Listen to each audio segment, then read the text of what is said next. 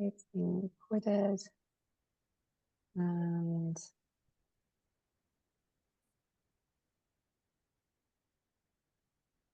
it's checking that people are able to. Oh, great. Yeah, the attendees are joining, so that's working well. Brilliant. Okay, we're just past the hour, so I think I'll go ahead and start. So hello everyone, and welcome to this special roundtable event on queer femininities.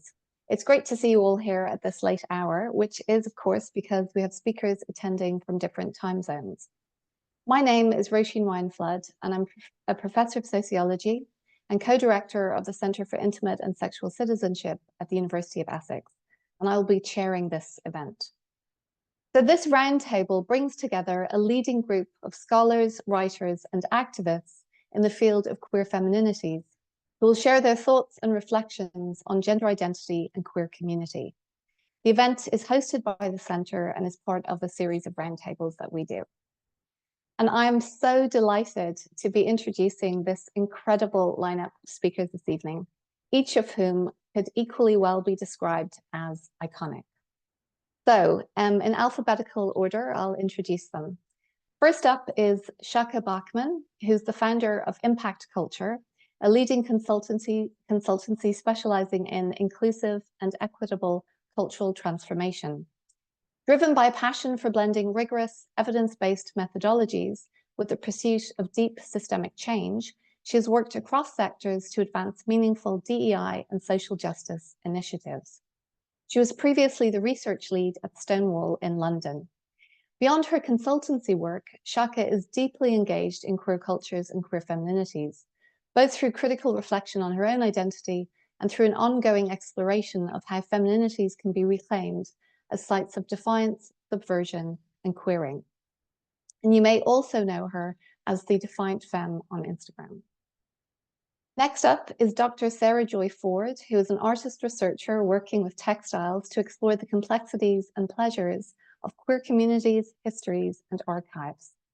Her practice sits at the intersection of digital and traditional, using strategies of quilting, digital embroidery, digital print, applique, and hand embellishment. And her work is held in permanent collections, including the One Archives, the Pitt Rivers Museum, Islington Mill, and the Whitworth. Recent solo shows include Looking for Lesbians at the One Foundation Gallery in Los Angeles. We also have with us this evening Dr. Ria Ashley Hoskin, who is an SSHRC and AMTD Global Talent Postdoctoral Fellow at the University of Waterloo and St. Jerome's, where she's cross-appointed to the Departments of Sociology and Legal Studies and Sexuality, Marriage, and Family Studies. Hoskin's work focuses on critical femininities, femme theory, and femphobia, and she's been very much at the forefront of revitalizing the field of femme theory.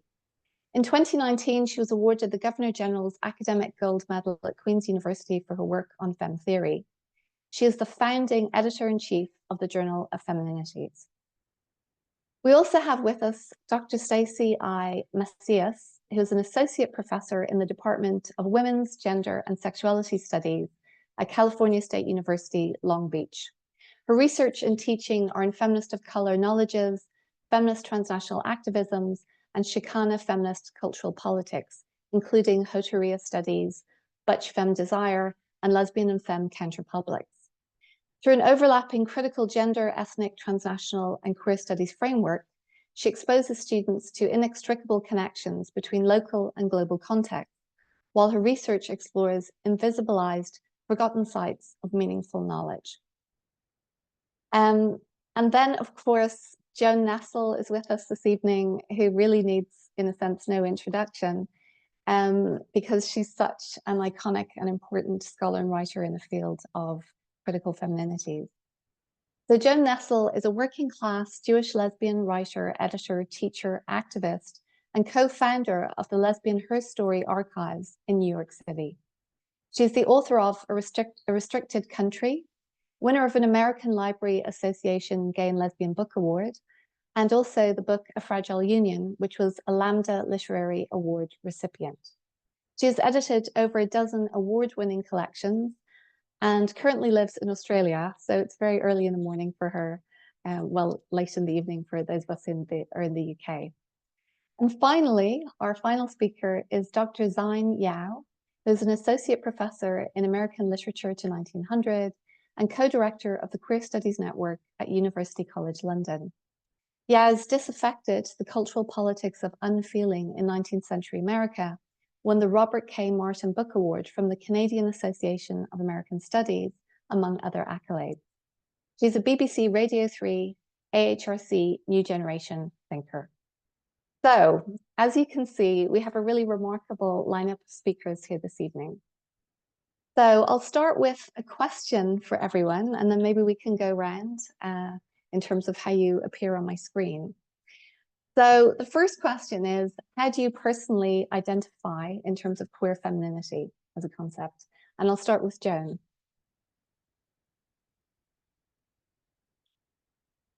You have to unmute yourself, Joan. Sorry, yeah. All right. Just hello, and it's wonderful to be here. And I wrote a few things down because to help me, but I identify as, I'd say, a 1950s femme. And I have to say, femininity was never a word that was in my realm. And being a femme in the 50s was queer from the beginning. But I have to say, when I saw the title of this, and I felt such hope. Because if we don't queer our femininities, we become part of that which has to be protected and which exiles so many others in our name. So I'll start there. I'll end there. Lots to pick up on there, I think. How about you, Stacey?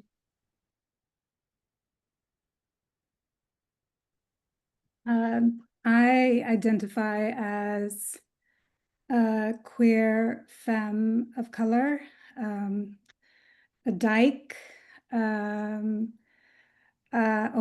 which is specifically a Chicana femme. So lots of a working class femme. Lots of my identities related to femme are often modified. So they sort of never exist on their own without some modification that is race and class and language and nationality based. Born in the US, right? So that gives me a kind of a lexicon in relation to femme and in relation to butchness too, in relation to my desire. So I think all of that sort of encapsulates the gender at a very distilled level that femme can be taken up as, and then the sexuality and the desire that includes the practices and the sets of other identities that are so essential to my femness. Great, thank you. What about you, Sarah Joy? Hi, and yeah, I'm very happy to be here as well. And feels like such a privilege to be able to get to talk about femme and femininity amongst such iconic femmes. So yeah, thank you for having me. Yes, I have strong attachments to queerness, to femininity, and to femme identity. Also, lesbian identity, and like Stacey, dyke is increasingly important for me and my community to name a particular kind of lesbian culture that is one that's invested in community, in activism, and the politics of solidarity. So that's the term that's been causing me the most trouble recently. But femme is a really important part of who I am, and it helped me access and understand my queerness. And femme isn't just something that's important in terms of my personal embodiment and personal identity in my life as well. That desire for butch women too is really important in this construction of my femme sexuality. but also in my work as an artist. So femme has definitely leaked from my personal embodiment into my work over the years. Great, thank you. What about you, Ria?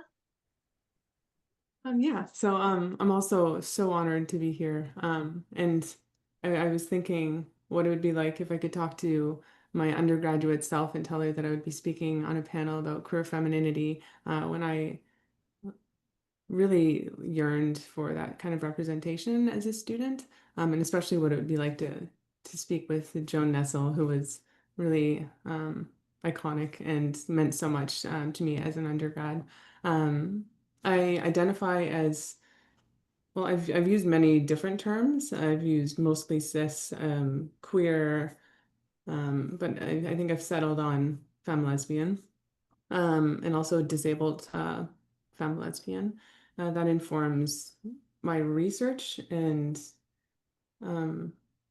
really my own experience has been the catalyst to studying femmes' experiences of relationships, of gender-based violence, of exclusion within and outside of the community, and within feminist spaces and beyond.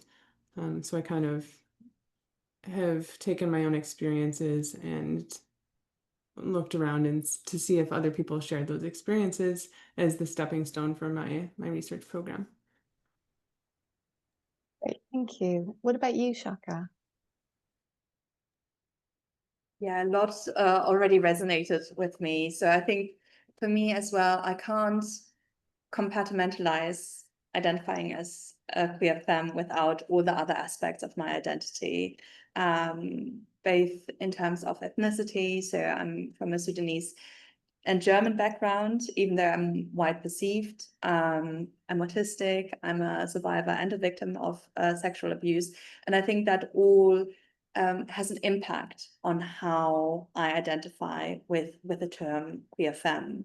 I think also for me, it was a bit of a vehicle, both terms, queer and femme, to reclaim femininity. So when I was a very young teenager, I was actually quite a tomboy and trying to shy away from anything that I was perceiving as feminine markers, because for me that was a default for or complicit with misogyny, complicit with a hegemonic system. And then before I got acquainted with the term femme and before I came out, I started to feel a bit of discomfort with this binary gender system, and then came in contact with the term queer, and of course with Judith Butler's work and some of the other work. And through that came to femme, and that really allowed me then to not only reclaim femininity, but really see femininity and queer femininities as a subversive act. So now it's something that I think I hold very dear to my heart and is very defining for my day-to-day life, but also for the work that I do. Thank you so much. Vine? Thank you so much for having me today. I have to say that femme resonates for me as a term the way that womanhood never has. And I think that there's a way that feminist for me expresses what to me is a strong part of my gender expression, whereas my actual gender identification is probably closer to agender. I'd also say, in a sort of tongue-in-cheek, ironic way, that I come to you from, of course, the queer end of femininity, but also the one that perhaps slides into the edge of possible complicity as a bi-femme, whose relationship with a cis man, as a bi-femme who's East Asian in a relationship with a white cis het man at that point as well.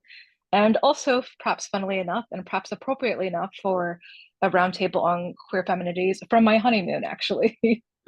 And so, again, I'm hailing you from the bosom of perhaps very near complicity with many different things. Great, thank you. And thank you for making time for us while you're traveling.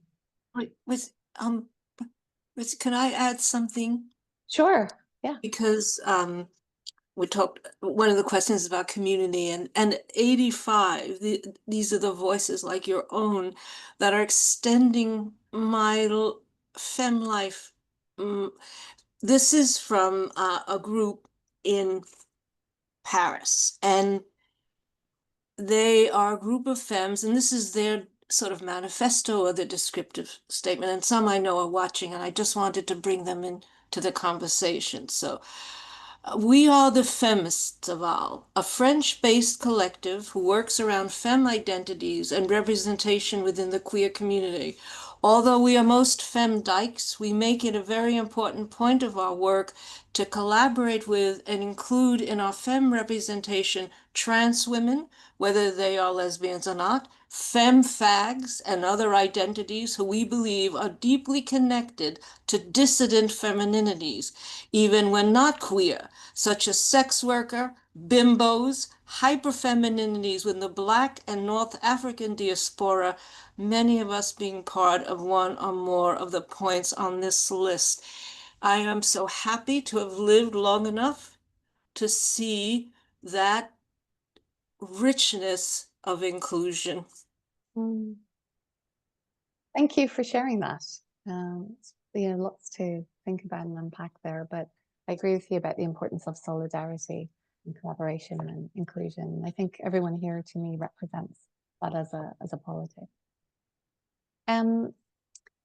So what does it mean to all of you then to queer femininity? So Stacey, let's start with you. Sure.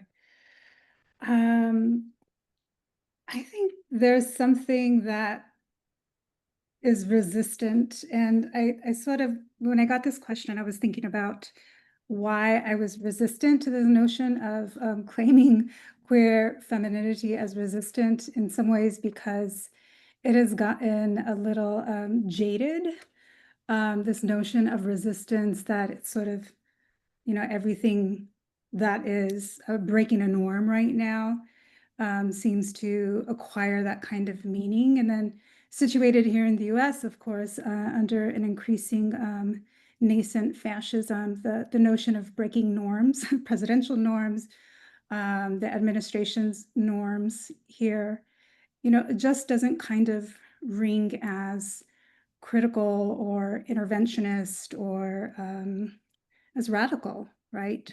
Since those terms have been invested with this this meaning that is so, unwed to this idea of queerness.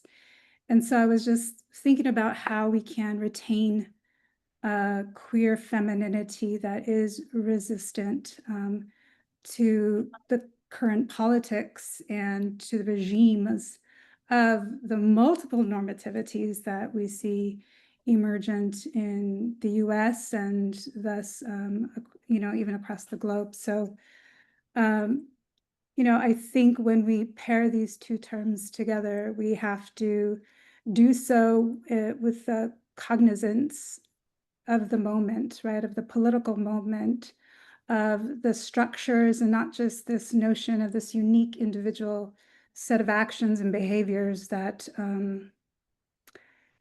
that critique norms. So I think the coupling with a resistance means that there's also a decolonial feminist praxis. I think queer is often sometimes can, historically at least, be disinvested from these other kinds of attachments. And I think right now I want to go back to this this notion of queer as resistance, and resistance in a very on the ground material way. Yeah, thank you. Shaka, what about you? What does it mean to you to queer femininity? A lot. Sorry, I was just jotting down because while even in the introduction or warm-up round, I felt we were coining or circling a few words like subversive, resistant, and complicit. And I think sometimes we run the risk to see that as this spectrum or binary of things, whether we achieve, you know, if we're good queer femmes and are subversive, or we're bad queer femmes and are complicit. And I think that we're probably all of the above, subversive, resistant, and complicit at the same time. I think for me, queering femininity or being a queer femme, both as a noun and as an act, means it's a constant thing. I know that there are aspects of my identity that are complicit to normative interpretations of femininity. And I don't want that necessarily to be the case, but it is the case. And if I don't take time to reflect on that, that will creep into my queer femme identity or my queer femme practice. So I like to remind myself of really understanding, okay, what does it mean for me to queer my own femininity? As I said a bit earlier on, I think for me, queering femininity is both a gender and a sexual orientation part. I do identify as a cis woman, but at the same time, it doesn't sit quite comfortably with me. I think identifying as a queer femme feels more like home, and it feels like I can reinterpret who I am without the limitation that the current society has given me. But at the same time, I was thinking when I was prepping for today, there are things that I just adapted, like plugging my eyebrows, shaving my legs. I don't want to do that. I find that really, really tedious, yet I do that because it is a form of normative femininity that subconsciously I adapted in my presentation. So I do think we need to be, or I need to be mindful not to slip into that normativity part by default. And I see that a lot happening. The other thing, sorry, and then I stopped. The other thing that I was remembering today was a talk between Bell Hooks and Laverne Cox. Not necessarily, I think it was by the New School a couple of years ago, recommend watching it.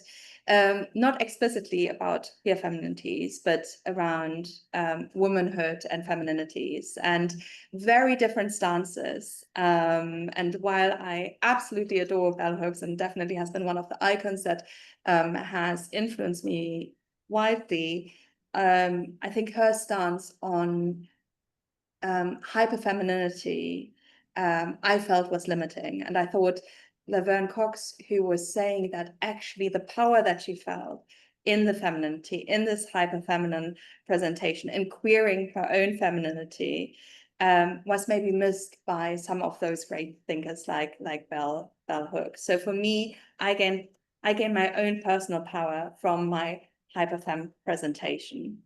Sorry, that was a bit all over the place, but hopefully some No, aspects. not at all. That's great. Thank you. Ria, how about you? What Yeah, does it I just mean wanted to to you jump in femininity? because I like what you were describing, Chaka, of kind of the spectrum of femininity that we can always slip into that normative femininity. So thinking about queer femininity as a concept, I have some mixed feelings. On the one hand, I've spent the bulk of my career, beginning from my undergrad through to my master's and my PhD and multiple fellowships, trying to carve out space for queer femininity and arguing for its inclusion, for it to be considered distinctly and intersectionally within gender and feminist theory. So on the one hand, I've really fought for the recognition of queer femininity.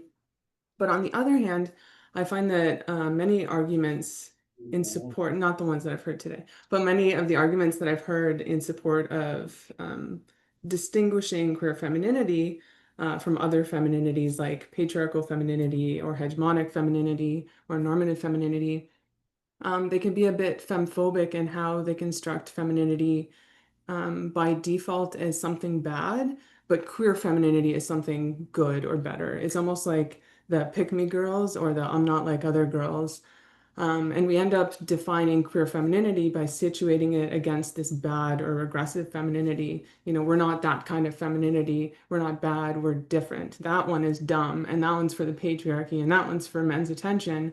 But my femininity is not. So it creates this false dichotomy between queer femininity and patriarchal femininity that can ultimately uphold femphobic discourse and maintain femininity as something that's subordinate and for men's attention. So first I try to kind of be mindful of how queer femininity can exist without creating this false dichotomy, because I think it's like Chaco is kind of describing, more of a spectrum than a binary that we can always slip into. So thinking about queer femininity and what it means to actually queer femininity, I think there's also this tendency to think about femininity as one-dimensional and homogenized and lacking in intersectional dimensions. You know, it's singular, it's reductive. We see this within feminist theory and within queer communities and many broader cultural contexts. So I think to avoid that false dichotomy, I think maybe queering femininity could be described as a method, like a queer method of filling the gaps that are left by this default understanding of femininity. So it's saying yes and, not I'm better. It's saying that these alternate or alternative forms of femininity exist in addition to this default femininity. So broader culture kind of says, femininity is like looking through a telescope. It's singular in vision, it's reductive. But queer femininity says, no, femininity is more like a kaleidoscope, and we're one of many iterations. We're living proof that femininity is complex and it's diverse. And queer femininity is kind of saying that femininity is more than one thing. It's more than one way of being. It's not a monolith, it's intersectional, and it's intersectionally policed. So to queer femininity is really to expand femininity beyond that kind of singular definition. Thank you so much. Joan, what are your thoughts on queering femininity? Me? Yeah. I'm just so much of what you've said, Ria and Chapa, I realized just what feelings that I had through my life as a femme, which was not seeing connections. There's a story I tell. This would have been in the like early 70s, and was a hotel, and just happened to be a gay dance, and there was also a wedding at the same time. And I went into the ladies' room, and there were bridesmaids in one part, and there was me. And I looked in the mirror, and I felt, okay, I'm a fourth sex, because I didn't feel like that kind of woman. I didn't feel so.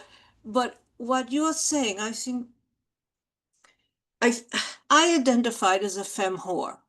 Okay, that's something I want to bring into this conversation, because um, I loved penetration. All of these were taboo in the, the 50s, the 60s. Now it translates to me into being available. It's this, I'm getting ahead of myself, but I'm just listening. I knew I wanted to be here.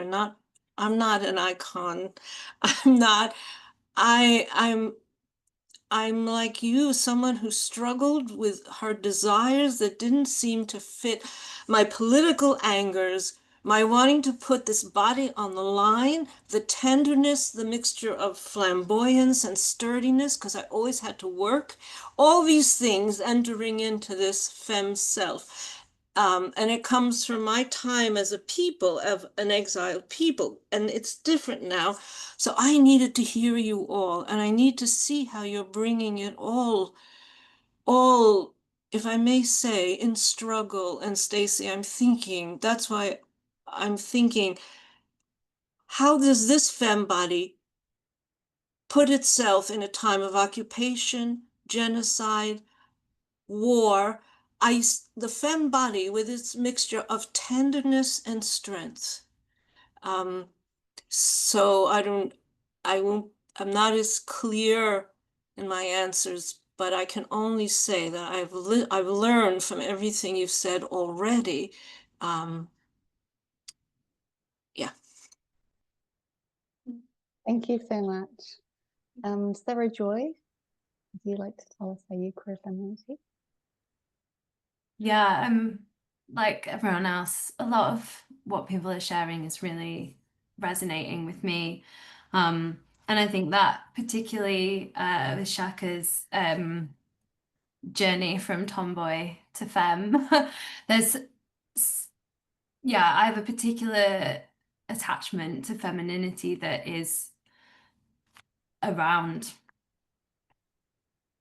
that movement towards lesbian and dyke culture. And I think that, yeah, this idea of queering femininity is something that's really difficult to grapple with. And I've always felt it took me a while to find how to occupy a queer femininity. And I did that through fashion and through my work. And I've always kind of, it's this form of hyper femininity that I think I've become really interested in. I think also opens up the possibility for alliances with other kind of unruly feminisms and unruly presentations of the femme. So it's something that I've found has threaded me beyond lesbian communities into the wider queer community. And I think that's something that everyone is echoing here. A queer femininity is not one that polices its boundaries or membership. And there is that radical potential in this particular moment of unimaginable kind of suffering and the rise of fascism. It's, yeah, a call to that tenderness and strength is what we need, because how else can we face this without radical empathy? Yeah, thank you. Zain, how about you? I think that as from one femme to another, one thing I really want to acknowledge is how fabulous everyone is. I want to acknowledge like the care that you all have put in how you compose yourself today. I see the artwork in people's backgrounds.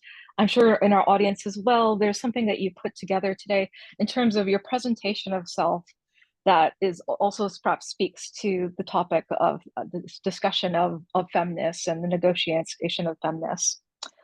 I wanted to also say about queer feminities, like how acknowledge and build on what was already said about how much is owed to the work that trans femmes are doing in terms of the work of that.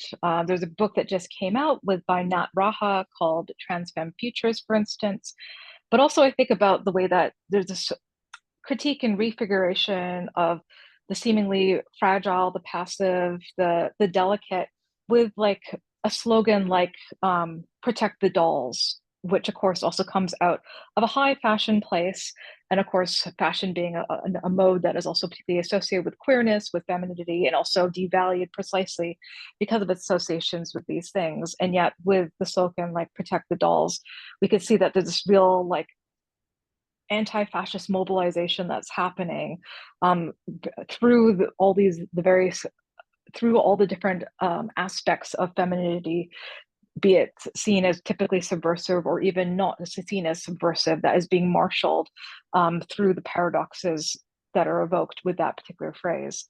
I guess something I also want to bring to the table, since we've been talking about the capaciousness of queer femininity and the way that it's intersectional, is also something that we also owe to Black trans feminisms, which is how gender itself is racialized. And that's something that particularly interests me as like an East Asian femme person, precisely because of this way that Asiatic femininity is constructed as a type of hyper feminine that, say, whiteness can pull upon as a type of commodification to amplify certain types of feminists, but then also is also juxtaposed against Black womanhood and its relationship to how femme or butch it's seen as being located within the sort of nexus of racialized gender. And that's something that I think about a lot in terms of like, what does my queer femininity mean in terms of what I have access to, what I am able to play with and present versus, say, my Black femme counterparts. Yeah, great. Thank you so much. So a question for all of you, which I think applies to everyone, is how does queer femininity inform your work? So I'll start with you, Joe. Now, you know, we have different vocabularies in our conversation, and capacious has become one of my favorite words. I mean, it sounds, I don't mean this cheap, but it's a word filled with desire, and the curves of thought. I also something else, and this ties with Sarah Joy. I'm looking, for me, what's become so important, or an embodiment of all of this, is the word garments. That I've moved through my femme life with garments. One for me was the black slip, because it held the curves even when the body wasn't in it. And then the garment of the protest shirts that we wore. Now, I'm sorry, Rosen, can you repeat what you were asking me? I have all these things in my head, and what were you asking me? The question was just, how does queer femininity inform your work? Yes, so you all have work. It's very clear. And I'm at the time of life where work is something else. Sometimes it's just staying alive. Sometimes, but my work, it's it's always realizing the dangers of cutting off of knowledges, of assuming monolithic anything. And more, it's the question, my work. So we just started a new group at 85. I love this. It's a group called Dykes and Allies Against Fascism and Transphobia. And in our garage, there was this intergenerationality is it. And that's so what's my sex now? Like I said, you know, as you get old, like Amber was still talking about losing the fear. No, for me, it's being available. I can't be the, have all the lovers that I once desired, but I can make myself available.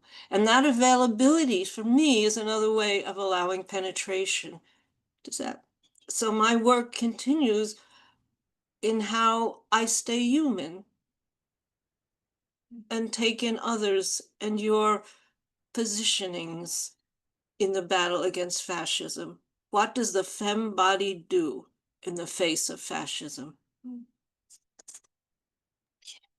Thank you so much.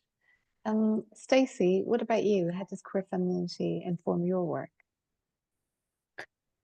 I didn't get a chance to thank everybody so far, so just want to throw that out there, that I'm just really appreciative of this moment.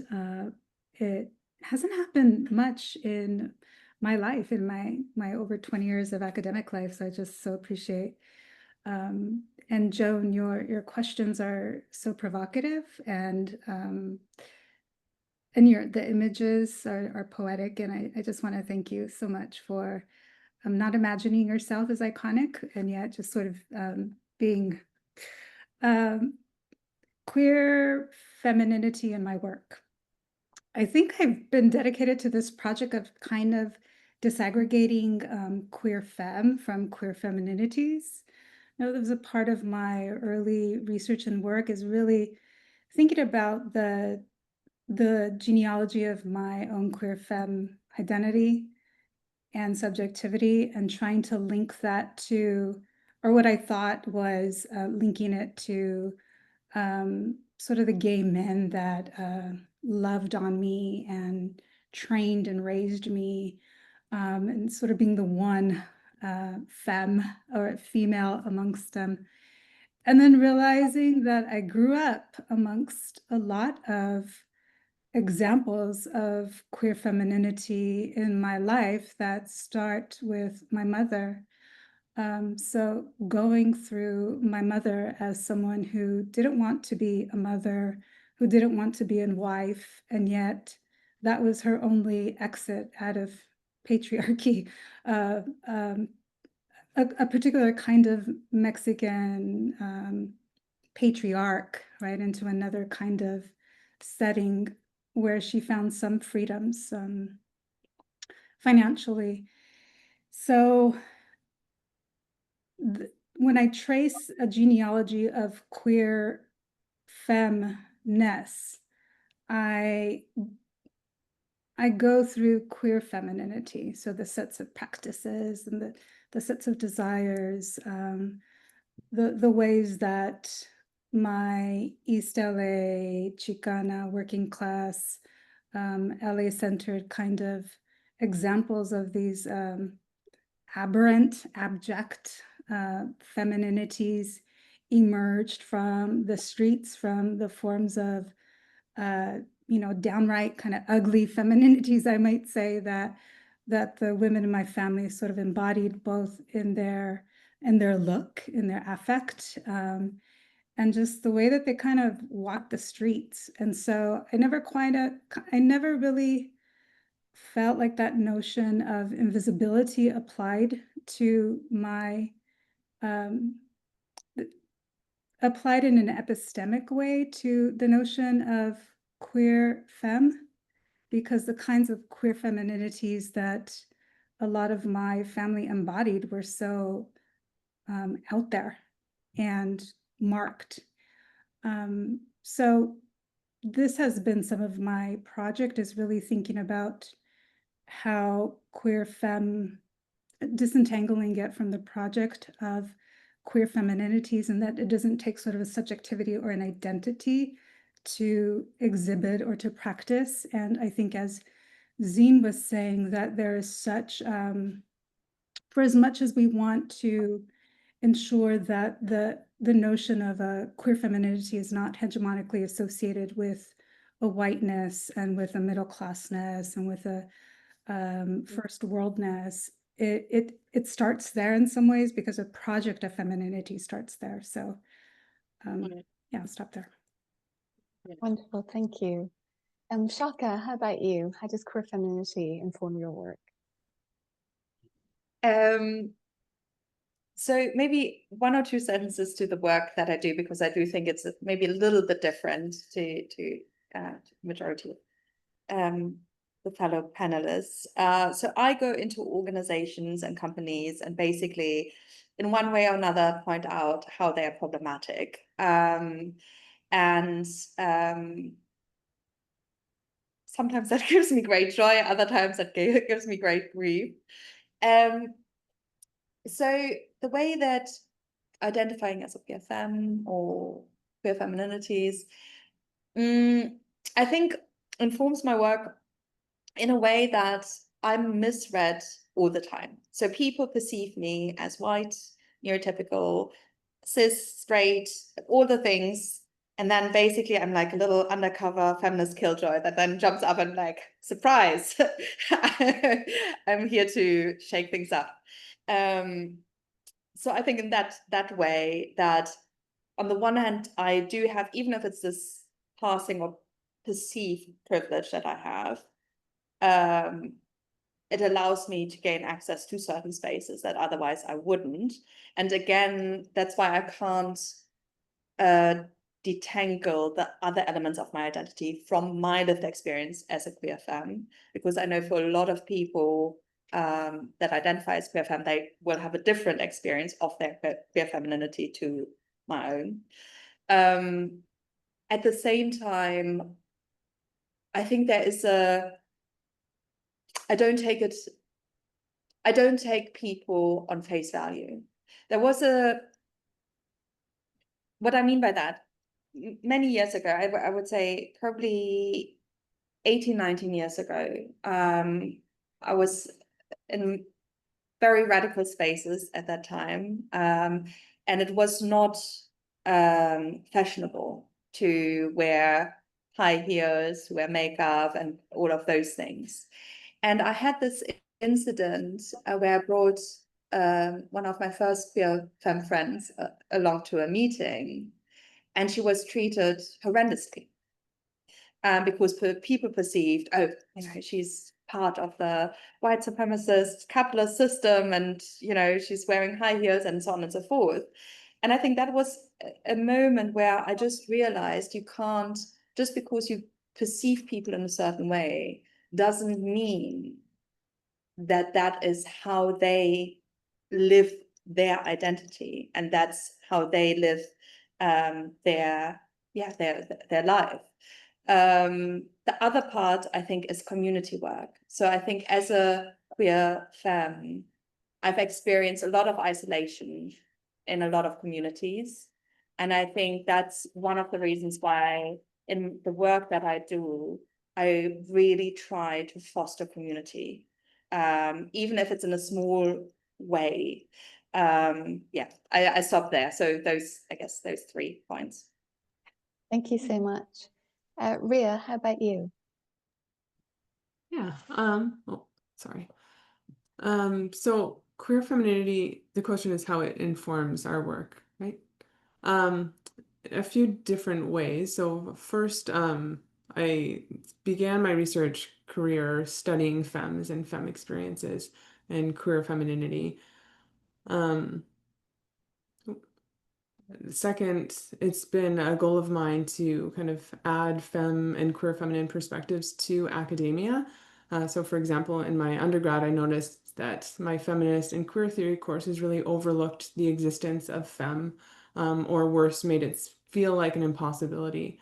Since my undergrad and this observation, that's been a central goal of mine, is to add these perspectives into academia and into feminist theory. As an example, in 2023, I founded the first journal of Femininities. So while there are over 10 journals devoted to the study of masculinities, the first of which was actually founded 30 years ago, the first journal of Femininities wasn't founded until recently. The journal is informed by queer femininity, and my understanding of queering femininity as a kaleidoscope that invites us to think about what other kind of diversity of femininity exists. And of course, what's overlooked by thinking about femininity as this monolith. And I also use the insight that's gained from researching queer femininity and femmes experiences to generate a perspective or a vantage point called femme theory. And this theoretical framework can be used to research on other research topics outside of queer feminine topics. So for example, femme theory has been applied to things like policing, military, body image, incels, sports, gender-based violence. So I like to describe it as a community insight that's turned outward to analyze society at large, or that's kind of how it's been growing.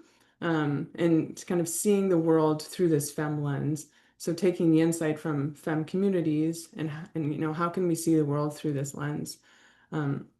As I've mentioned, femme ways of knowing have been overlooked within the academy. And femme theory says these perspectives aren't just useful and important, like in and of themselves. They also offer unique perspectives that can help us make sense of the world. Wonderful. Thank you so much. Sarah Joy, can you tell us how queer femininity informs your work? Hi. Yeah. I wanted to follow on from what Rhea said, and think about femme theory. And I'm going to approach this through the lens of my work as an artist. So obviously it's mentioned at the beginning, but I'm a fine artist. I studied fine art, and I started out as a printmaker, but progressively I found myself more and more drawn back to textiles. And it was through a kind of a feminist art history approach of encountering that. I was lucky enough to go to University of Leeds and study Griselda Pollock's module. And I was really taken with the women artists who were challenging the masculinist discourses and aesthetics of the fine art, the white cube gallery space, by bringing that domestic labour, that domestic materiality into those rarefied institutional spaces, and really disrupting how we think of art and who we think of as artists. And I was really taken with the power of it, having been taught to sew by my mother and my grandmother, and we did every craft under the sun, but it hadn't connected with me. That kind of feminized labor practice didn't sit right with me. And when I first studied textiles in an educational setting, when I was 16, I ran out of the first session because the first lesson was learning that clothes looked good on thin, tall women. And learning or attempting to learn traditional tailoring and fashion was not for me, and it sent me back into the textiles closet, really. But it was when I found the histories of these radical feminist artists who were using something that had been a symbol of women's passivity, of their lack of voice, of suffering and containment. This could be ripped apart. And of course, Rosika Parker's Subversive Stitch is a hugely important text for thinking about this. And I think the longer that I've gone on with my work, the more I've started to understand the relationship between those feminist art histories and start to bring femme theory in. So when I was doing my PhD work, I was trying to focus on affect theory, but femme theory just kept coming for me. And it was one of those moments where I realized I had to transform the thesis, and I had this real massive moment where I realized that femme was so important in informing everything in the way that I work. So femme, I started to build from the femme theory, building on the work of Joan Nessel and of course Rhea, and also Rika Dahl's writing as well. I built a femme ethics for my work as an artist. And my femme ethics, I wanted to build something for myself that made sense outside of institutional frameworks of ethics and care. So this methodology, it stretches from the materials that I use, the aesthetics, the colors, the textures, the decadence, the insistence on fussy, frilly, nonsense color, more is more, that kind of hyper femininity and insistence on abundance and excess and pleasure. That is a femme theory informed act to me. And my femme theory also informs the way in which I try and undertake that work. So I work a lot with archives, and I wrote my PhD thesis on the lesbian archives in Britain, which was written in the kind of longing for a lesbian history archive, and never having been able to visit or see the lesbian history archive. My whole PhD was kind of in that space, and femme theory helped me understand how to approach the archive, and it helped me build a methodology that was based in care, vulnerability, and friendship. Something that was full of tears and desire and love and lust, and that just couldn't be held by academic frameworks. And that is a sort of, it's a commitment in my practice going forward. I realized how important that was, and it took a long time to manifest, and it's because of the work that's gone before that I'm able to find that artistic language that is deeply rooted in femme culture and queer femininity. Great. Thank you so much. Vine, what about you? How does queer femininity inform your work? So I think that for me, it comes to the way I see myself as a literary scholar, the way that the sort of practice of, say, close reading, but also the insistence on the importance of style to meaning making, I see as being very deeply femme work. And so, of course, especially in a time where, of course, the humanities tends to be gendered as particularly feminine in a world that is obsessed with a very particularly capitalist, masculinized form of STEM, I think that that's it's really important to, of course, stand by the importance of the arts and humanities in general, and also that which people see as the most frivolous may in that way be actually obscuring a very different skills of what is important, perhaps a whole way of thinking and allocating and creating meaning, which is so radically different that it has to be dismissed because it has such a challenge to the status quo.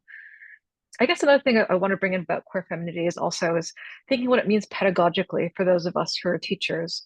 That on the one hand, we know that there's this tendency for those of us who are gendered feminine to be seen by students as being mother-like, or the expectation that that you be maternal, but then also the way that that maps on to sort of extractive models of care, and also consumerism, where the student is the consumer and the university is the commodity, and like the care that we're supposed to give is just supposed to be boundless, and they're the ones who are paying our salaries. And instead, I think that the sort of queer femininity of it is about having place for care, but it's a reciprocal care. It's care that isn't simply there to be extracted. It's about care in terms of ecology, I think. And it's something that I'm continuing trying to think through more, that I think that the word like tenderness has come up a lot. And that tenderness and softness in combination with certain types of edge and certain types of hardness, perhaps is part of the constellation of what is important about queer femininity, at least for me. Yes, yes, yes, yes, yes. Mm. Thank you. Thank you all so much. I didn't expect the responses to that question to be so incredibly moving, but I find what you've all been saying to be it really has touched me very deeply. So thank you all for that. I was just going to ask, in your view, has the term femme changed over time? So, Joan, I'll start with you for this one. I just say, well, being here with all of you, it's amazing. You've added layers of richness of thought. You have outlets to share your insights and your developing sense of a public and private self with meaning that I never had or never thought of. So I see difference, but I see deep connection. I must say, for me, it's just one of the changes that has distressed me in a way is I saw being a femme as being an undomesticated woman. There were so few categories for that. Whore was one, and maybe none in some way, and being a femme. And Stacy, I really related when you're discussing your mother, or to Regina, my mother, the bookkeeper who worked in the garment trade, so who didn't want to be a mother, you know. Um, um, but the thing that distresses me now is this concept of wife, and how wife is used in the lesbian feminist community, because I never wanted to be a wife. I have a woman papa. I have created my own gender desired, places of being, but I never wanted to be a wife, and this sense of wife and husbands and mine, and I find that sad to me. So this kind of gathering, and when I think of those wonderful young people from the South, they were vacationing at the south of France, reaching out to me as a femme. So the richness is growing deeper and deeper. You are making it deeper and deeper. You are making the connections and bringing it in a staunch way. Just want to say one other thing. There's something that struck me was femme-wryness. There's a wonderful line from Sylvia Townsend Warner where she says, I have come to rely too much on trousers.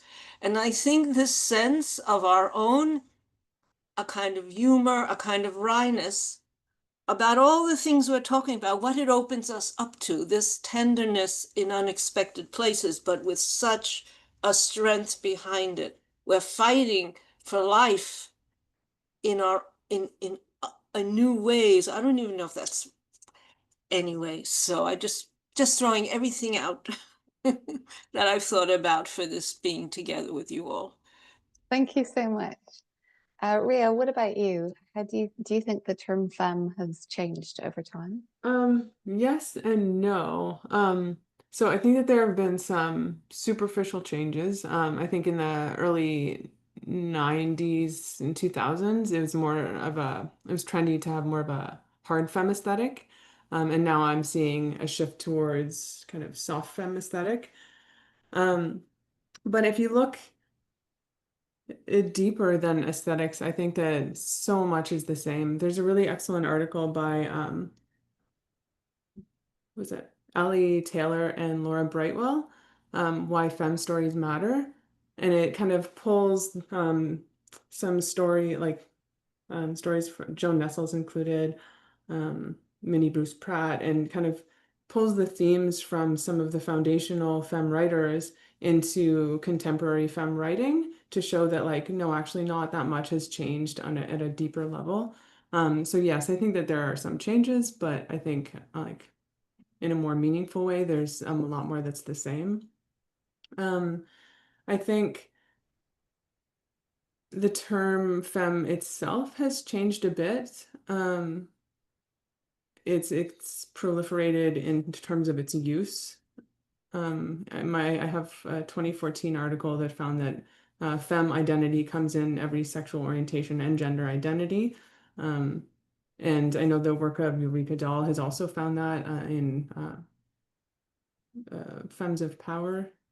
And femme as a term has also changed because, of course, it's an identity, but it's also a framework, a theoretical framework, similar to queer. Queer theory is both an identity and a framework. So it's changed in a few ways. It's about the same in other ways, but yeah. Thank you. Stacey, what about you? Do you think that femme as a term has changed over time? I do. I think growing up, it was definitely much more attached in my experience and coming into it to butch. And so I think it's kind of having this singular emergence in a way that has been exciting to witness and to be a part. I think that femme, apart from butch, has also meant that some communities that are younger may not understand some of the earlier genealogies, and that information gets lost or gets erased. I think of the capaciousness of femme now, which has meant some really beautiful affinity work with communities that have historically felt like they couldn't identify as femme because you had to have a butch lover or because you had to be a cis woman or female identifying. So, in that way, the proliferation, as you're saying, Ria, has been really important to build coalitions and to reorient away from a singular notion of femme. I think the challenge of that, of course, in our social media world is to not or to reject getting inducted into the notions of a neoliberal spread of femme spread. Joan, I'm thinking of you, openness, right? Because at the same time, That is one of my words, yes. yeah, at the same time, it is one of those, like, the feeling, the openness, and how to have some traction with that around femme. And I think that, Ria, the work that you're doing with the journal and with femme theory is one way, or one of the ways. So yeah, I guess I'm getting into like feeling conflicted about that, feeling like I want a certain kind of ownership around, or maybe not like a possessive ownership, but just a story that is equal in its dimensions and its dimensionality historically, the way that the term has emerged in its multiplicity now. Thank you so much. Vine, I know that you might need to leave soon, so are you able to answer that question? Yeah, I guess apologies for those, for our audience. I just also wanted to register that I'm someone with long COVID. And so for me, there's a concept I've been thinking about a lot recently in relation to feminists has been the pillow princess. And so perhaps to slightly change, I think that what's been interesting to me is also seeing the mainstreaming of the phrase pillow princess. Although I think like people say femme, but pillow princess has had a certain traction. And even when I've been talking to my Gen Z students, there's also this sense that they've been complaining that pillow princess they feel has been co-opted by cis-hets. And the way that it sort of has mapped on into so many other forms of princess, passenger princess, so on and so forth. And yet at the same time, I can't help but think that there's something that is very generative, even though it's being posed as disparaging about the pillow princess, in the similar sort of ways that we've recuperated and reevaluated feminists. And I think, speaking as a disabled person, there's something about, you know, lying back and taking it all in and resting, that has a particular resonance, both for feminists and thinking about disability. With that note, I think I'm going to sign off, but thank you so much. And I really look forward to being able to see and hear everyone else's responses for the rest of this. I'm sorry, Roisin, and thank you so much. Thank you for being with us, and yeah, take care of yourself. Shaka, would you like to respond to the question? Yes, I mean, I would love to go on a side tangent on Pillow Princess because it's one of my passion topics, but I will not do that. I will come back to the question. So has femme changed over time? I think femme was never a homogeneous identity. So has it changed over time? It's difficult to answer because change for who? Who are we looking at? Even what is the spelling of femme, right? There is a different legacy depending if we add the ME or leave it out and so on. So I just wanted to caveat that. I think for me, so since I'm out and have my little label, I would say I've played around in 4 different subgroups, sub-communities, from well, the 2 main factors were like the more dominant white community, the POC queer community, and then within them the more normative leaning part, and then the more queer leaning part. And I see some changes in all of those communities, but femme meant different things in all of those 4 communities to begin with. So I think one thing that I observe, and maybe it's just maybe it's completely subjective because I have changed. I'm not out in the scene as much anymore. I'm definitely not raving the night away, and so when God knows where. But I do feel that there is, or differently, when I first came out in Berlin, I had a very, very tough time to get into any queer spaces, any LGBT plus spaces. I was grilled, then I moved to London. Here it was a tiny bit better, but still had quite a harsh time. I feel that has changed. I feel feminine representation has advanced in certain ways, or is more frequent, maybe not advanced, more frequent. But I also see a danger of it becoming, or in certain part, being more non-political, more assimilationist, more of a default category.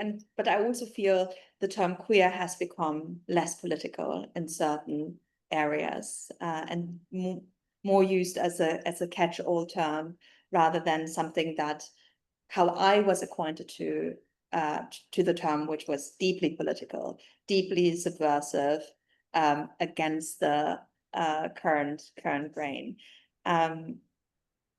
Sometimes when I see femme representation on TV, I don't see myself in that, even though maybe if we just look on my presentation, it might look quite similar. But then I think in terms of the context, I'm like, I can't relate to that. I just wanted to say one more thing about Jones, your point about the wife part, which I thought was so interesting, because I do think that there's a lot of toxic relationships within our communities. and an adaptation of toxic tropes. And I think, unfortunately, because of that, some of the nuances get lost. So I love the performance of a wife, but for me, it's a performance. It's a very carefully curated performance. It's very much attached to kink, which I won't go into too much detail. But for me, there is something around playing wife, cooking a meal, doing all of that, and knowing it's a performance, because it's not my true identity, or it's just an aspect. It's a play on my true identity. But I know what you mean, because I do see it, especially in some of the younger social media audiences, where that distinction isn't made. And I think in my personal experience, it got me into hot waters, because people didn't realize it was a performance and thought they could command me around like a little housewife. So yeah. Great, thank you. And I'm sure they certainly learned their lesson quickly. So my next question is, who were or are some role models for you in terms of gender and sexual identity, and how have they influenced you? So, Rhea, I'll start with you. Yeah, I thought it was really interesting, Shaka, that you mentioned seeing femme representation or queer feminine representation and not having it resonate with you. I kind of felt the same thing, and often would find representation in what I would call like femme icons. They weren't actually femme, but they were role models either before I had like the words to describe what femme was, or because their brand of femininity felt like something I could connect to more, even though they weren't queer. So, for example, Elle Woods from Legally Blonde, also Dolly Parton, Sailor Moon, the kind of, I don't know, those are pretty white and pretty straight. Many of these were from the 90s when I was trying to 90s, early 2000s, when I was trying to figure out my femininity and my queerness. So I turned to these kind of hyper feminine people in cartoons, and they helped me to make sense of my femininity before I really had the words. They taught me that I didn't have to stop being feminine to be smart and strong and powerful and determined. I could be bold and kind and any other characteristic that's typically reserved for masculinity and men.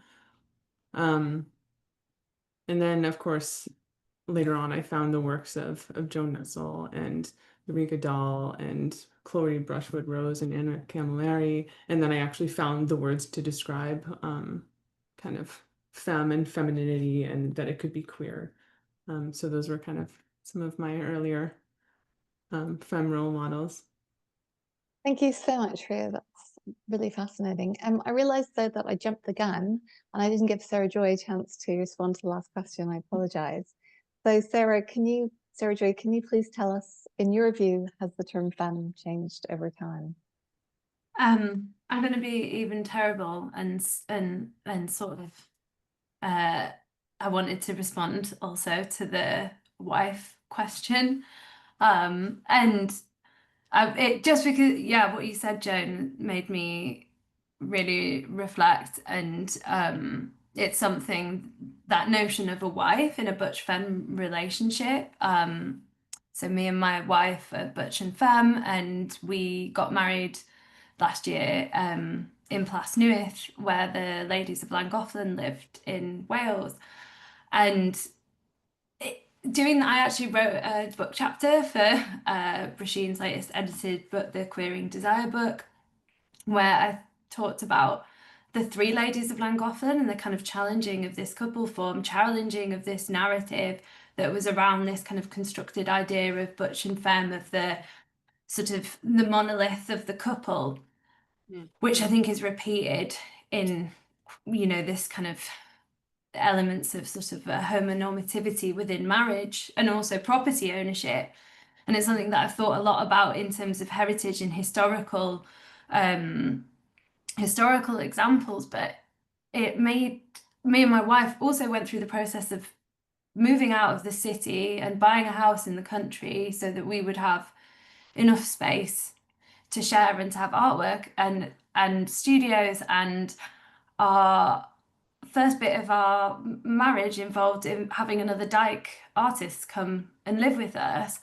And I feel that this balance of care that we give each other, I feel like this butch and femme configuration that we're in has allowed me to find in my femininity my power and my strength, which is supported by my wife.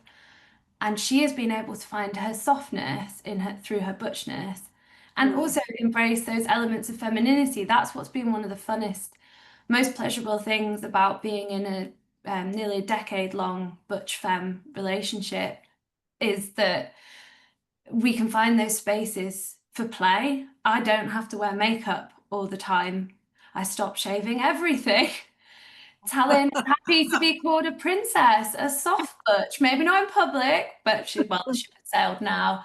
But I find that there's something about that vulnerable playfulness, and that we find in that, like you say, that performance of that role. We're able to take pleasure in these things, to take them actually a bit less seriously in some ways. And I think that Dyke community and that strengthening of our lesbian identity has led to more opening up and more radical vulnerability. And it's really amazing to do the opposite thing. You're supposed to grow up, get married, and just live with your partner, but to then actually add other, and just, I think this attachment to domesticity and femininity to me is something that I'm always grappling, because my concepts of femininity and femme are, I think, because of the materiality of the work that I do as an artist, I think they're unintertwinable for me in some ways. Sorry, that wasn't the answer to your actual question, but no, it set totally me off on was. one. Thank you so much. Stacey, do you want to tell us about some role models for you, in terms of gender and sexual identity and how they've influenced you? Sure. I mentioned my mom earlier, and I realized that even though she didn't identify as a femme, she definitely embodied a lot of it wasn't a feminist embodiment, but a queerness. And so I think that, coupled with her femininity, displayed by a lot of the neighbors in our small, like, working class urban suburban community, are people that I've pulled from in sort of the ways that they are confrontational, but never in a bad way, just willing to be direct. And, seeing the way that my mom, I was at Catholic school for 12 years, and my mother, didn't embody the kind of femininity that we got taught around piety and purity, and in fact, very disembodied. And my mother, when I would come home and see her with the curlers and the makeup and the, all of the parts of femininity that are so essential to making up myself, to my notion of my ontological femme self, those components as an extension of her identity that I inherit, right? The slips, some of the clothing, some of the practices, for sure. And then I think, because I can't really identify as queer femme without thinking about my objects of desire, which are butch women, that I take one of my first very formative experiences of hanging out with an older cousin of mine who took me and a younger cousin on a hitchhiking journey on the streets of East LA, Whittier Boulevard, in the early 80s. I was like in the 7th grade, so about 10 or 11 years old. And she was hitching a ride with me and my younger cousin and just, you know, had this such a fleshiness to her and was not afraid of using that. So, and she'd always bring home to her grandparents' house her butch lovers, and she would make them a plate, and they were just incorporated into our life in a way that not until much later as an adult was I able to look back and think, oh, I want to be like my cousin Renee, and that's her name. Unfortunately, she died of an overdose, and you know, but like she was bisexual in her identity, and but very much dedicated to a butch femme kind of existence. And I think I had overlooked all of these things in my academic trajectory. So going back to those formative, then being able to pair that with coming into my myself as lesbian or as dyke, and reading things like Persistent Desire, reading about the not having a whole lot of representation in some of the other anthologies at the time, like Chicana Lesbians, The Girls Our Mothers Warned Us About, of femme butch, but there was like a present absence in there. So sort of creating in my own terms what a queer Chicana femme looked like. Great, thank you. Joan, what about you? Who've been some of your I just wanted influences? to come back to, yes, about wife. I think what I had in my head was the restrictive use of wife in anti-trans lesbian feminist communities. So that was my specific, and so it becomes, all right. So this, but yes, as long as, now I don't give permission for any, but I love kink and wife together. That's wonderful. And I don't even know what a pillow princess is. So that just shows the all right, my role model. So it begins in 1953. Pat Ward. Pat Ward was a call girl who became public in a trial. She always, I'll just read what it's easier for me. A call girl forced to testify in 1953, and I saw her in the tabloid newspaper. She became I fell in love with her, and I also played the role of her I wanted to defend her.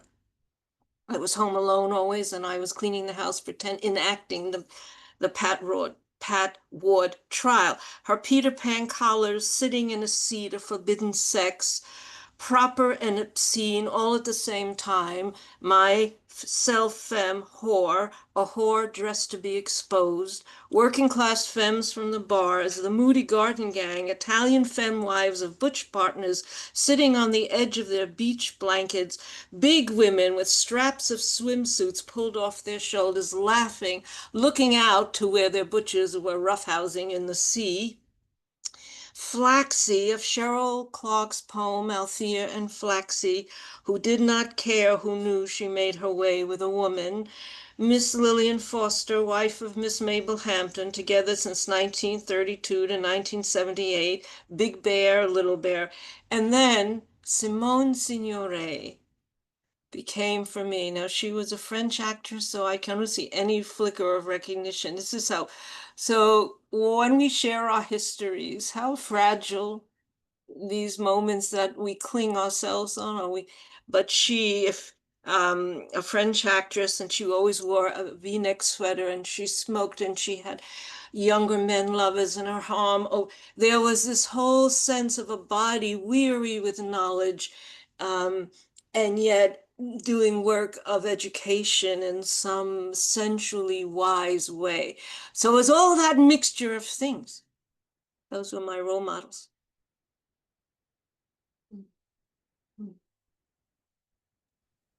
Wonderful. Thank you so much for sharing that. Shaka, what about you? Who've been your role models? I think that more communities than individuals. Definitely Team Sailor Moon, and I can make a very strong case why I think it was a very queer show, not just because of Sailor Venus and Uranus, which were definitely my pivotal point of understanding at a very young age that whatever that was, I really liked. But when I became a bit older, so in my young teenage years, when we moved to Berlin, so I would have been 11, 12, in our neighborhood, there was this shop. It still is there now, very expensive and for a different audience. But back in the day, it was this gorgeous shop with all things that glitter. And I didn't really realize it at the time, but it basically was a shop for drag queens, for trans women. And it was on my way to school. And I stopped every time there and was like, oh my God, I love all of this eccentricity. Yeah, so that was definitely, and also the people that went in there, where I was like, wow, this interpretation of femininity I wanted, even though I then started to kind of deny myself that because I couldn't really make sense of it. And then a few years later, it was sex workers. So when I would, you know, be allowed or not allowed to be out a bit later, but see sex workers in on one of the major streets in Berlin, and this kind of hyper femininity, this kind of subversive understanding of we will dress in this very exaggerated way, appealed to me. And that was definitely my peak time, where I wasn't wearing anything to do with them, but where I felt this desire to be close to these communities that just showcased something outside of the norm, something outside of this normative understanding of this is what a good, you know, this is what good femininity looks like. So yeah, I leave it there. So I think that's basically where my roots were. And then of course, along the way, I met some wonderful femmes that inspired me and guided me in my path. But definitely those are the roots. Sarah Joy, do you want to say anything about who your role models or influences have been? Yeah, I'm gonna talk about Jane Campbell. So Jane Campbell is a friend of mine, and she is an incredible poet. She was one of the stars of the 2021 Rebel Dyke film. And we met because she is a fabulous femme, a big part of the Dyke scene in London in the 80s and 90s, also known by Jane, Queen of Pain in the documentary, if you've seen it. But Jane went on to move to Women's Land in the UK after her time in London, and became a poet. And she wrote her first collection, Slowly It's the Clouds, which won awards. And yeah, we got to know each other because she had modeled for so many queer photographers and lesbian photographers. And I had encountered her first unknowing in a state of undress in Hampstead Heath, being photographed by a very famous lesbian photographer. And that's where our friendship began, through this representation of the eroticized lesbian femme. And I'm lucky enough to spend a lot of time with Jane and also on Women's Land. And the exhibition that I've just opened a couple of weeks ago at the Whitaker in the UK is called Dykeland. And the show is basically a love letter to Jane. She spent nearly 25 years living on a women's land, and she's written a poetry collection called Dykeland and Other Secret Islands. And all the new works in this exhibition are responses to her poetry. And more deeply than that, to our friendship and to the importance of intergenerational friendships for me in the construction of my lesbian life.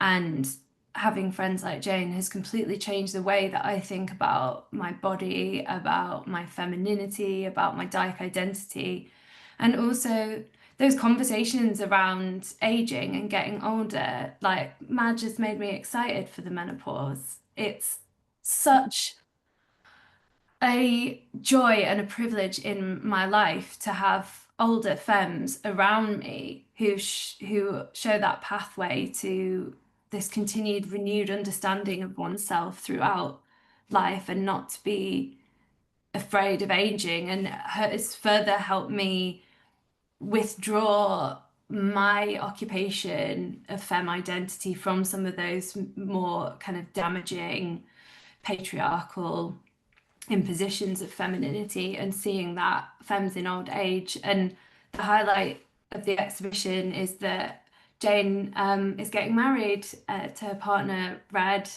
her wife, and she wrote a poem called Dyke Wedding about being an old dyke and being old and hairy and getting married at 60.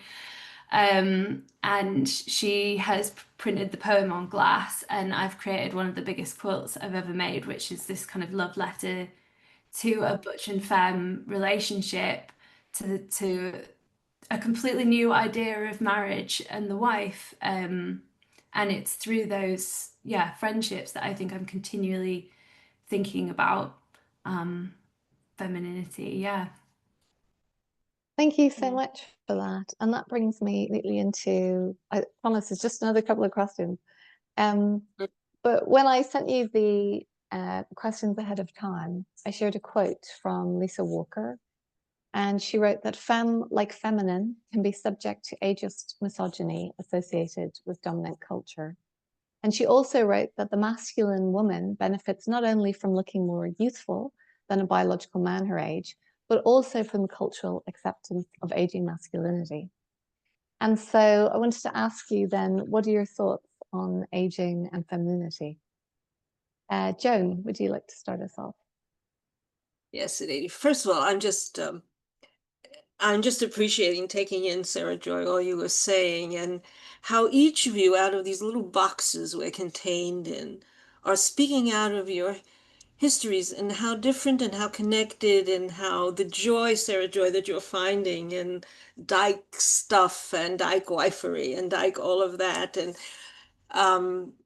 has reminded me not to get caught in my own responses to what I think is meanness sometimes. And that, when I see the anti-trans stuff. And but in terms of aging, okay, this is why I find that really the term, and it seems like a nothing term, the term availability.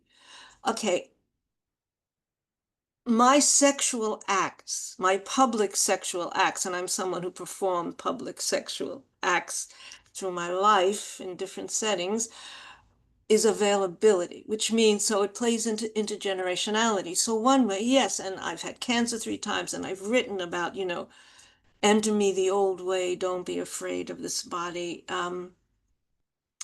But I don't feel so using, how can I put, no, I don't feel, I, if I can make myself available to younger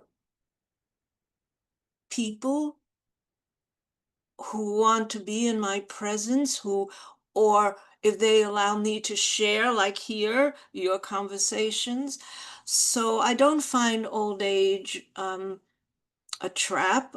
I find sadnesses that come with being, the human passings, and I'm so far away from where I started. So that's a whole other thing when you live, when you leave one place and you go to another. But no, I don't find there is, sure. I mean, put it, look, when you're old and you have gray hair and you walk, and I walk with a walker, but I made it visible because on the edge of my walker are all the gay flags and Jews for Palestine. And so I'm walking with a walker that's a political statement, trying to reclaim. So much of my femme life has been both reclaiming from stigma and turning shame into a joy of a body. So that still continues. Another thing, I've learned a femme, and you've talked about the chakra, and because of how we seem to appear, I think we're like icebergs. People look at us, and there's so much they don't see. Well, there's so many assumptions they make, and as femmes, we're always coming out in some way, in a different kind of way. And I'm taking yes, I've spent my whole life with butch women. My partner now, Di, who you saw in the background, I call her my woman papa. She's a socialist, Marxist, feminist, but to be in the here with all of you and with our loves, but looking at each other in our distinct selves. So what I'm trying to say is that all the insights you're gaining as femme women, in whatever way you define it, you'll take with you into aging. And I can use the invisibility, or I can reveal, or I can enter. But just as long as you stay connected to communities like here, just as long as you're comfortable within not knowing what some people are talking about, and that's fine. So I know there are whole discourses going on that I don't know about, and that is fine.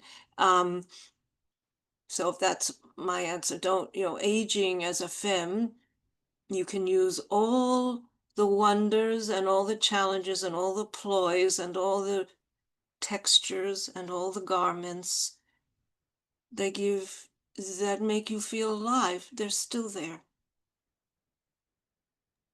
Thank you for that, Joan. Ria, what are your thoughts on femininity and aging? That was really beautiful. Thank you for sharing that, Joan. Thinking about aging and kind of the progression of femininity, if we start kind of from the beginning, young femininity starts off as loud, or as loud as society allows femininity to get, before there are social repercussions. So like if you think about youthful femininity, it's bold colors, patterns, frills, lots of adornment. It visually takes up quite a bit of space. Society often calls it girly, and it's seen as childlike. But as femininity ages, it's expected to become muted and subdued and demure and reserved. So if we kind of follow that trajectory from girly, childlike femininity to this muted, mature femininity, and then continue that path into older age, it tells me that society, or that socially acceptable femininity, is supposed to become more and more invisible with time. So what's left for old femininity other than to just disappear? So my thoughts on femininity and aging, are that to be feminine and old is inherently political. In some ways, it feels to me like queering femininity, because when people, or when older people express outward feminine aesthetics, it's political. It's a refusal to become invisible as society would like. And it's expanding the way we think about femininity in ways that are similar to how I think about queering femininity. Great, thank you. Shaka, how about you? What are your thoughts on aging femininity? I mean, it definitely impacts me initially when I see signs of aging, and I have this feeling of, oh, I'm not where I want to be at this age. But then sometimes that's why I said, I think queering femininities is a practice. Sometimes I have to remember that narrative doesn't have to be in my narrative. So to kind of like snap myself out of it and say, actually, I mean, I really like, I'm turning 36 in 2 months. I've never been happier. Not that life is easy, God knows. I mean, scary times we're living in. But I don't want to be in my mid-20s anymore. I don't regret the aging part. And I think so much that we internalize is just not for us. It's, this machinery that we're part of and the society. So I think taking sometimes a moment and thinking about, okay, so what is my problem? What is my problem now with aging? Really, genuinely. And there's actually not that much that belongs to me. There's a lot that society tells me should be my problem, and that I internalize, and I'm like, oh, I have this and that and all of that. But actually, if I listen to my core self, how wonderful is it that I'm still alive? you know, and how wonderful is it that I learned so much and that I'm still able to learn so much and that I'm able to find new communities and all of those things. So I think, yes, it impacts me, but sometimes I just have to be a bit like, snap out of it, darling. That is normative stuff that you're absorbing. Let's crack on and queer that narrative a bit more. Thanks. What about you, Stacey? What are your thoughts on femininity and aging? I think I've tried to resist the idea that the practices of femininity that show up in such a the bodied and embodied way are so essential to who I am, but I think that's because they were much more easier or accessible at a younger age. And now at 52, I feel like they do take more labor and time. And so there is a resistance to want to perform or do them, being dedicated to them in the way that I did or was at a younger age. And it makes me sad that I don't have a lot or know of a lot of folks who identify as queer femme that are my age and up.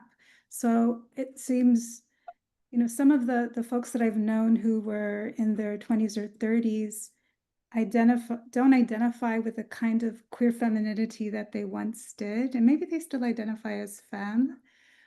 And I'm grasping for models that embody a kind of queer femininity that I still aspire to or still want to practice, and don't really, I see like this, the aging process and of queer folks then maybe rejecting some of the things that have brought such joy around the aesthetics and the embodiment and the real bodied, you know, not even embodied, but the bodiedness of it. And yeah, I get sad about that because I want to hold on to and not think that that is the path. And so I appreciate what people are sharing here around what it means to carry a kind of queer femininity as practice and what the traditional markers of aging mean when we go from excessive and loud and frivolous into this other kind of muted experience. But I also have this quote here from you, Joan, that I saw you in a Sinister Wisdom talk. And you said that I'm going to quote you, "I can't age alone. I can only age with all the other ages. It's not easy or monolithic. Let history enter you." And so that brings me, I want to touch all those other ages, other parts of my femness in my aging. They will stay with you. They, you know, so don't be disappointed. You will be the thing you're looking for. Do you know? I mean, like, this is a whole new conversation. I'm 85 years old and I've been in the queer, gay, really queer, like 1950s, new queer, and this is new conversation. So you will become that flamboyant. For me, we didn't talk about, you know, there's low femmes and high femmes, like Amber would have been a higher femme. I'm a low peasant femme. And oh gosh, and I just lost what I was going to say. But what I'm just trying to say, you can be flamboyant and sturdy. I had to be sturdy because I had to work. We haven't talked about, like, you know, taking care of ourselves. And that will follow. You will be the aging you want to see. Do you know? Because of the questions you're asking now, because of the connections you're making now. And Sarah Joy, you're finding your own generational, you know, inspirations, and we all are. So yeah, no, you, Stacey, will be the one that younger femmes will say, wow, look at her, look at them.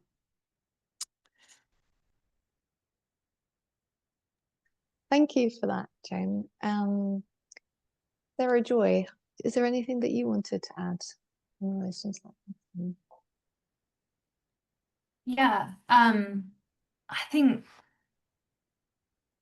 oh yeah, I'm always interested in the relationship with time, and I think that my particular experience of femme embodiment also intersects with notions of femininity as infantilized or regressive, or yeah, that femininity that Ria described very much feels like one I live in, which causes a lot of entertaining misrecognitions of me, particularly being mistaken for a student, despite having a PhD.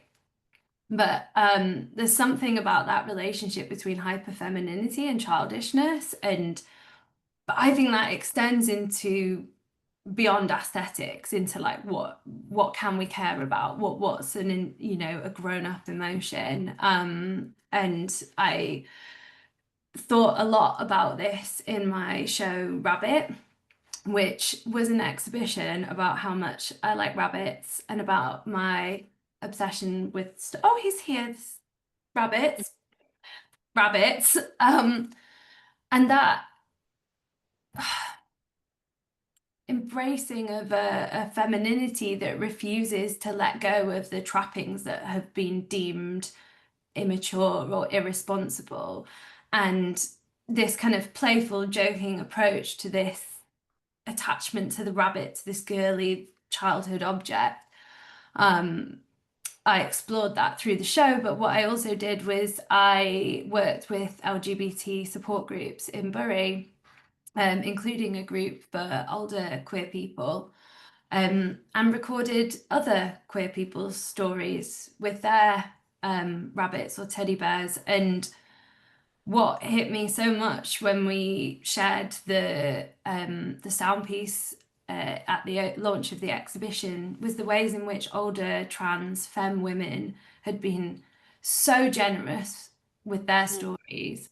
And I'd love to bring that in conversation with my experience of a cis woman's girlhood, where I had permission to play. My poor parents let me go to church in all sorts of fancy dress outfits and this fantasy land. And what some of the incredible women shared was their lack of access to that softness and to femininity. They talk about not being allowed access to those objects of softness and care and femininity, the stuffed toy. And they talked about the first time in their adult lives that someone recognized that need for softness, for care, for femininity, and gifted them a bear, a stuffed toy. And I really felt in that moment that I was having those conversations that I wanted to about this desperate need for softness and for care, and how unbelievably urgent it is that we do that across, and that our queer feminisms is more than inclusive of trans women. More than that, we're in an alliance of care and of softness. Yeah, sorry, I drifted from age there a little bit, but it just, yeah. Thank you so much. Okay, this brings me to my final question, I promise, because I'm sure everyone's sort of flagging at this point. Even though I think there's so much more that we could discuss for many hours to come. But it's just about, what are your thoughts on gender equality and partner relationships from a femme or queer feminine perspective? So, Shaka, would you like to go first? Yes, apologies everyone. My autism is autisming, so I'm if I look disinterested, I promise you I'm not. It's just the lights and everything, a bit mildly overstimulated, but also very stimulated by the conversation. We could take that in so many different directions. So I will maybe take it to a bit of a dark place, because I think it's something that we do need to talk more about. And that is, and I don't think that's just to do with queer femmes, by no means. I think sexual harassment, domestic violence happens to Mascot Center, butches and studs, and you know, it's not specific to queer femmes. But I do think that there is a lot of harassment going on within our communities that we don't talk about.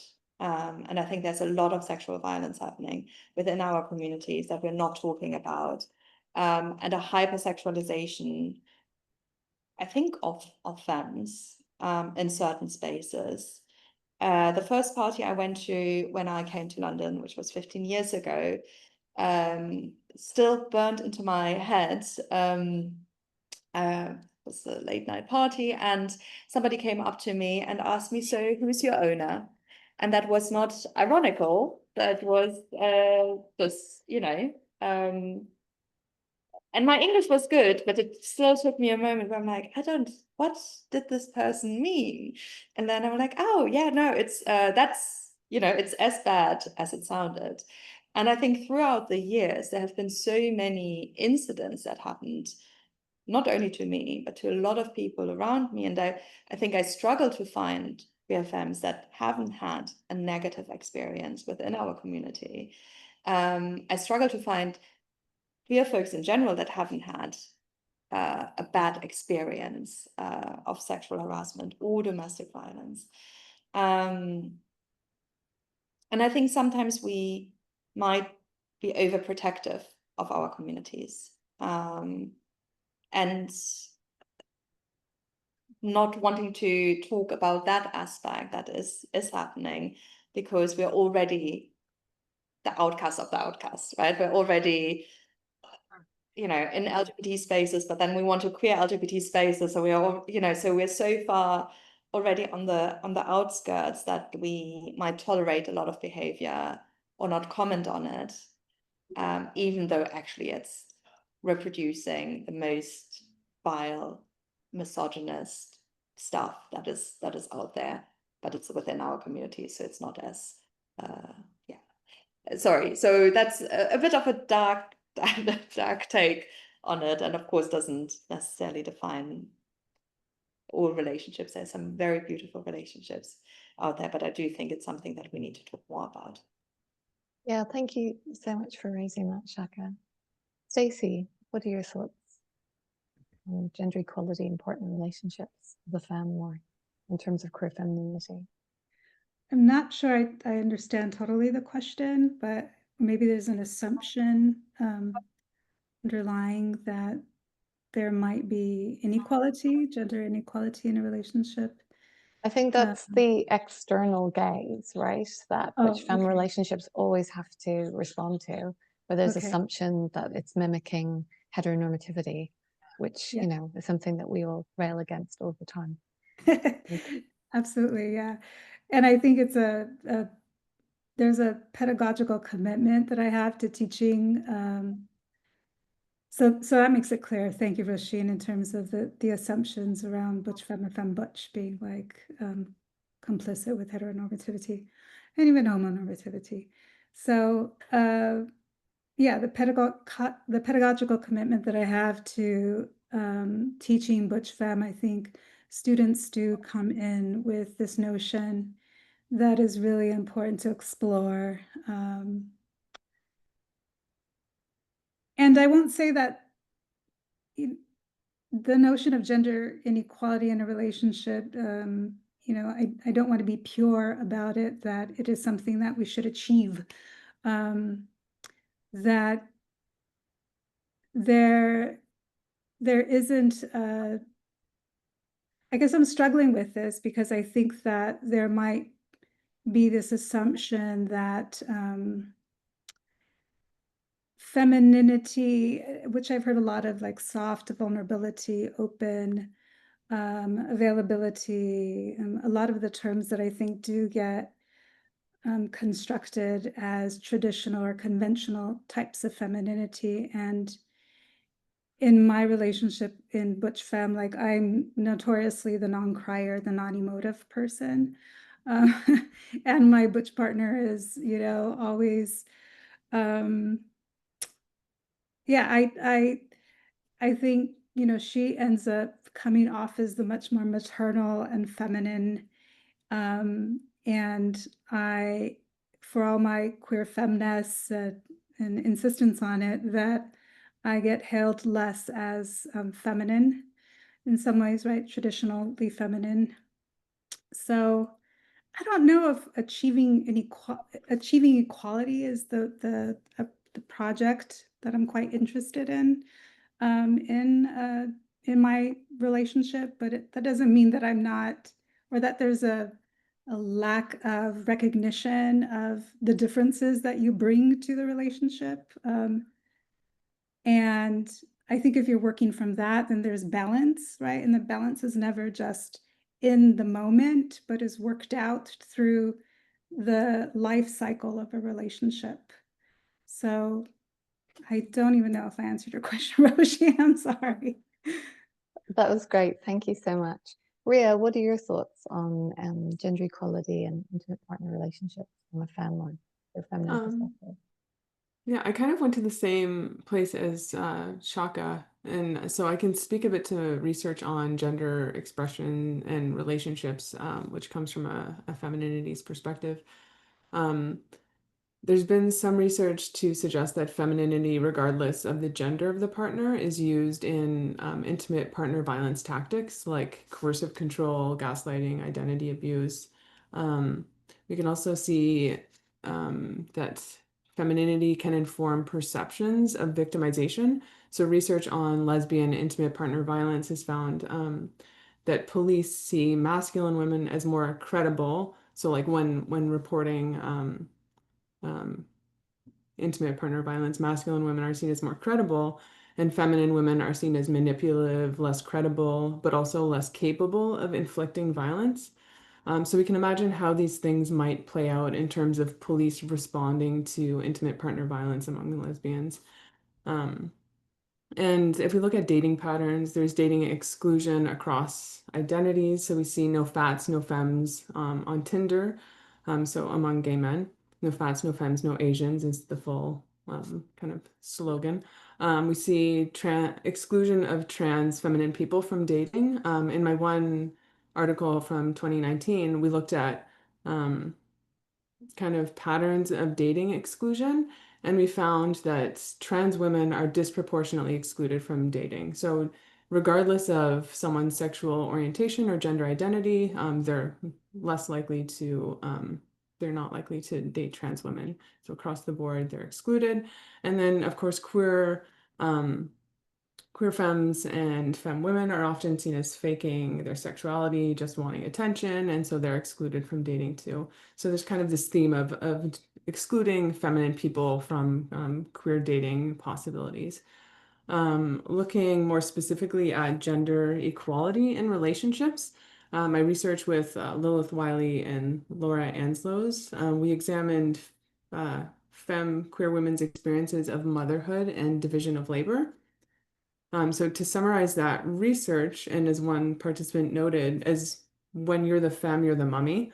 So you're assumed to be the mummy, and everything that comes along with that. So like the cooking, the caring for children, the planning, the shopping, the cleaning, and all of those assumptions can happen within the relationship, but also outside of the relationship. So this research shows that gender equality in relationships can also be informed by gender expression. So even if genders are ostensibly the same or equal or similar, gender expression can kind of shape those dynamics in a way that's not always equal. Great, thanks so much, Ria, for giving that very contextualized answer. Sarah Joy, what are your thoughts? Yeah, I think I touched on it a little bit before, but yeah, I think that it's something that me and my wife have been very conscious of. But I think, yeah, as I mentioned before, I think that for both of us, embracing those identities of butch and femme made those spaces to question how we'd constructed our genders in a particular way in order to protect ourselves, and to find a little bit more space and playfulness in that. But I've kind of also been interested in the configuration of historical queer women within butch and femme, and how that's affected the historiography and the way that we tell those stories. And it's something that I talked about in my chapter about Beloved, and thinking about the ladies of Llangollen and the ways in which the butch is associated with the pen, with the literary, with the textual, and that is privileged over the material and aesthetic cultures that we might associate with femininity and with women. So in the case of Eleanor Butler and Sarah Ponsonby, no one ever said anything about any of her artwork, her sketchbooks, her embroidery, and actually the importance of her production of crafts to secure a social and financial position for them. And I think often about Alice B. Toklas's tapestry chairs and her relationship to Gertrude Stein's writing, ways in which notions of butch and femme crop up in our understanding of history. And there's something about excavating those archives of non-textual femininity, queer femininity in history, that's really kind of driving me forward, whilst still, of course, being very enamored with the figure of the butch always. Thank you. What about you, Jen? What are your thoughts? Yes, I've been thinking. I want to go back to something that Chaka started, and yes, it was very hard ever, and if you know my work, to talk about some of the disturbances or the in butch femme relationships, because there was always an audience waiting to say, you see, we told you, you're just aping what's terrible and blah, blah, blah, blah, and all of that. So, whereas, I mean, there was deep passion and deep pain, and yes, it's something we haven't, I think, really been able to talk about, the hurts and the violences that happen. But it's funny that I didn't feel as engaged with this question as the other questions, so it just, I think this is, I think as you get older, and you have a sense of yourself in all the garments is that you choose to cloak yourself in, you hold your ground in different ways. And for us, like Di, who's 74, she's 12 years younger than me, the concerns of who is more physically able, what are the burdens of care, what, there are different things entering into it. How will we survive economically? All these things. I think, you see, and I may be wrong, coming out as I did in the 50s, in a McCarthy America,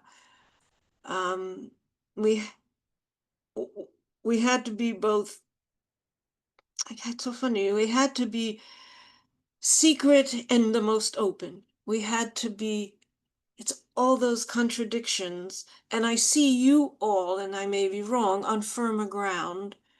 And you'll be able to work out your relationship issues without a lot of the other baggage, although but you have a time of war, you have a time of fascism. I think all this conversation has to be, I'm thinking now, Sergio, I'm looking at your lovely textiles. And fascism and nationalisms bend everything to their will. So the most important relationship to me now is to the society we're trying to keep alive, of multiplicity and inclusion. And I want to say, we've talked about softness and tenderness, yes, and I say that I have never felt so strong as when I'm giving myself completely to my lover. I've never felt so strong as in my tenderness, because it's made of every struggle I had to survive and every freedom I had to find a way to make life a gift and my love a gift, and to take that gift from others. So there's a kind of ecstasy that enters when I mention fascism, because that's how deep the challenge is. Our ecstasy of belief in the beauties that we have learned from each other to fight them. Well, I think that is such a beautiful poetic note to finish on. So thank you so much for that, Joan. And thank all of you, just amazing people, for being on this panel. I'm so grateful to you for everything that you've brought this evening and the wonderful, evocative ideas and thoughts and perspectives that you've shared. It's really been very special for me. And thank you to our wonderful audience. I hope that you've enjoyed it. I'm really grateful for you two for hanging on till after midnight to attend, for those of you who are in the UK. And, you know, I really appreciate the effort everyone's made to be here in different time zones and other kinds of challenges. Yes, so just for you to know that this will be on YouTube eventually, and it will also be published in edited, very edited version, because it will be a lot shorter, in the journal Sexualities, a condensed version of what we've discussed tonight. So thank you all so much. One thing, could someone take a screen picture? Oh, what a great idea. I should have done that I want to do it and sooner. send it to me. Oh my Whoever, goodness. send Thank it you to so us much all. for I reminding me wish of we that. did it Absolutely. Scene was here. Okay. Because it's the textures EJ, of ourselves. Yeah. absolutely. EJ, if you're watching this, can you take one as well? Because in my one, it's like my phone is up. So it would be good. EJ helped promote this event and has been a fantastic support of the work of the center. So I'm just going to press stop on the recording.